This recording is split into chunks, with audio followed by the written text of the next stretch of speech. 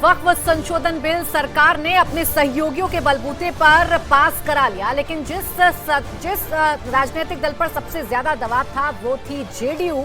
और जेडीयू के अंदर अब देखिए मतभेद भी सामने आ गया है। जेडीयू के महासचिव मौलाना गुलाम रसूल बलियावी ने अपनी पार्टी के स्टैंड पर सवाल उठा दिए हैं। उन्होंने कहा कि इस बिल पर सेक्युलर और कम्युनल सब नंगे हो गए हैं। उन्होंने कहा कि इस बारे में वो जल्द बैठक कर रणनीति बनाएंगे।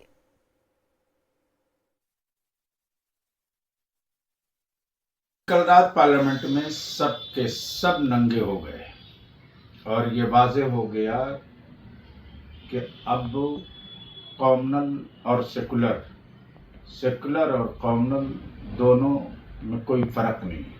अपना मफाद और अपनी बालादस्ती।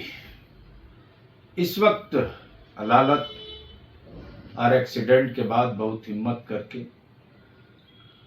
आपकी अदालत में इदारे शरिया का खादिम हाजिर है। आज शाम तक बिल की कॉपी आ जाएगी।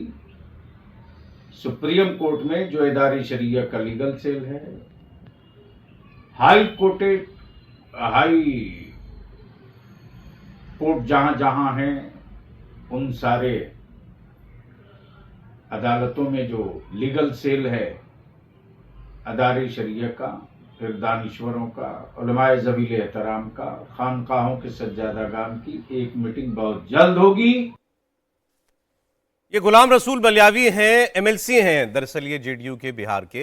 इनके बारे में दो बातें आपको बता देता हूं। अभी कुछ महीने पहले ये जलसे कर रहे थे अलग अलग जगहों पर मुसलमानों के बिहार में, और वहां ये बता रहे थे कि नीतीश कुमार से ज्यादा मुसलमानों का पैरोकार कोई नहीं रहा जितना नीतीश कुमार ने मुसलमानों को आगे बढ़ाने के लिए काम किया आज तक कभी किसी ने नहीं किया। और कस्में दिलवा रहे थे कि मुसलमान कभी साथ मत छोड़ना नीतीश कुमार का। और अब आपको इनका रुख जो पलटा दिखाई दे रहा है। अभी इन्होंने कुछ 2-4 रोज पहले तेजस्वी यादव के साथ मुलाकात भी की है। बाकी हमारे पॉलिटिकल एडिटर देवेंद्र पराशर वो जुड़ गए हमारे साथ, और बिहार की हर खबर तो खैर उनकी जुबान पर रहती है। देवेंद्र, गुलाम रसूल बलियावी ये कह रहे हैं हम अदालत जाएंगे और कल सारे नंगे हो गए कम्युनल सेक्युलर पार्लियामेंट के अंदर। पहले तो ये शख्स हैं कौन और क्या जेडीयू में कुछ इनकी हैसियत है?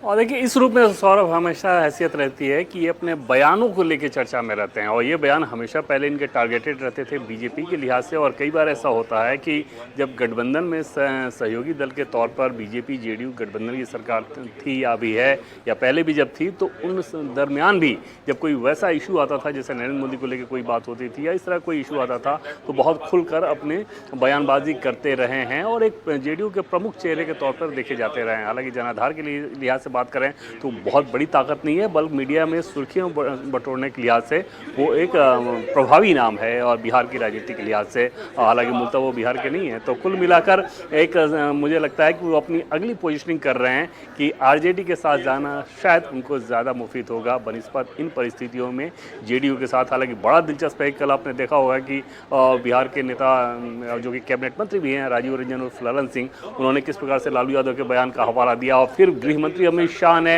बाकायदा लाइन बाय लाइन उन्होंने भी ये बताया कि लालू प्रसाद यादव ने क्या कुछ कहा था वक्त को लेकर, और वक्त पे जो उनकी ज़मीन पे जो अवैध कब्जा किया जा रहा है, पटना के डाकमाल चौराहा का उदाहरण दिया था। तो उन सारी चीज़ों को लेकर बिहार में बीजेपी हो या जेडीयू के नेता बहुत ग्राउंड तक जाएंगे। लेकिन आरजेडी की ये कोशिश ये ज़रूर रहती है कि उसका जो एमवाई इक्वेशन है उसमें कहीं से किसी रूप में कोई दरार ना आए, और गुलाम रसूल बलियावी इन परिस्थितियों में शायद अब एनडीए से छिटक कर आरजेडी की तरफ जाना अपने ज्यादा मुफीद समझ रहे हैं। और देवेंद्र, अभी तो ये एक ही बयान सामने आया है, क्या कोई और बयान जेडीयू के अंदर से ऐसे सामने आ सकते हैं, या अपने इस स्टैंड के बाद बिहार में जेडीयू को किन्हीं मुश्किलों का सामना करना पड़ सकता है, या सब ठीक है?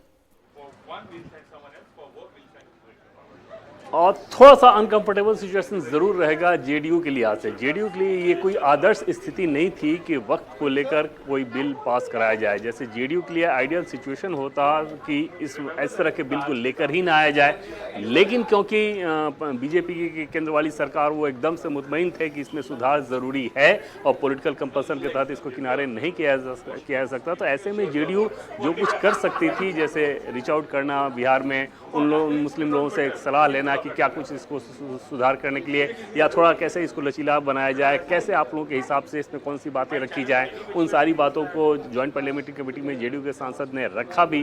तो ये सारे विंडो तैयार किए गए थे, लेकिन जेडीयू के लिए कोई आदर्श स्थिति नहीं थी। जेडीयू को ज़्यादा बेहतर ये लगता कि अगर कम से कम बिहार चुनाव तक इस बिल को ना छुआ जाता, लेकिन उनके पास कोई और ऑप्शन था नहीं। और ऐसे में इन परिस्थितियों में जो बेहतर एक विंडो क्रिएट किया जा सकता था, जेडीयू ने करने की कोशिश की है। संभव है कुछ और लोग भी बयान दें, लेकिन कोई बहुत बड़ा पॉलिटिकल फर्क पड़ जाएगा ऐसा नहीं है। जैसे जेडीयू के नजरिए के हिसाब से भी देखें तो उनको उनका जो अपना दावा रहता है मुस्लिम वोट में, उसमें पसमानदा मुसलमानों को लेकर ही रखता है, और इन संशोधनों के बाद पसमानदा को वक्त में ताकत मिली है। तो जेडीयू जरूर उस नैरेटिव के सहारे काफी आगे जाने की कोशिश करेगी और ये बताएगी कि एक न सिर्फ पसमानदा बल्कि महिलाओं के लिहाज से भी इस काम को कराना जरूरी था, और इसलिए जेडीयू ने कराया है। और वहां पर जेडीयू की रणनीति यह रहेगी कि जो उनको वोट मिलते हैं, जितने वो मिले, कम से कम मुसलमानों के अंदर ये एग्रेसिवनेस ना हो कि वो वोटिंग जेडीयू के खिलाफ बहुत ज्यादा करने लगे।